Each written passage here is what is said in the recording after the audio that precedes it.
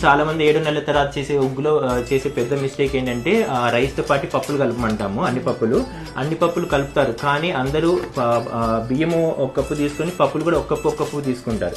So అలా కాదు.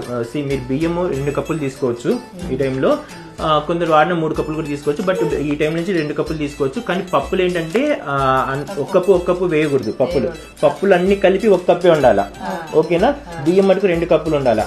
So rice అనేది 2 కప్స్ ఉండాలా, పప్పులు అన్ని కలిపి 1 కప్పు ఉండాలా, ఓకేనా? అంటే కందిపప్పు, మినపప్పు, ఈ పప్పులన్నీ ఉంటాయి కదా. యా. సో పెసరపప్పు, కందిపప్పు, మినపప్పు అన్ని 1 కప్పు ఉండాలా. బియ్యం మటుకు 2 కప్పులు ఉండాలా. సో ఇది 7-8 months నుంచి బేబీస్ పెట్టుకోవచ్చు, ఓకే? అంతేగాని మీరు పప్పులన్నీ 1 కప్పు వేసేసి మొత్తము పప్పులు అయిపోతాయి. బిడ్డ పొట్ట మటుకు గ్యాస్ వచ్చేసి ఇబ్బంది పడతారు. చాలా మంది ఈ ప్రాబ్లంతో వస్తారు. సో ప్రతి ఒక్కరు ఈ కాషన్ తీసుకోండి.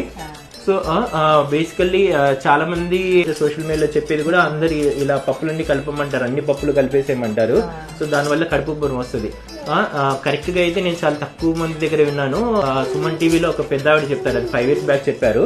ఆవిడ కరెక్ట్ చెప్పారు, పెద్ద ఆవిడ 5 years బ్యాక్. ఇనిషియల్ గా 6 నెలలు ఎలా ఉంటది, 7-8 months లో ఎలా ఉంటది అనేసి. సో అది కూడా ఒక good information. Okay, thank you. Hope you people will understand.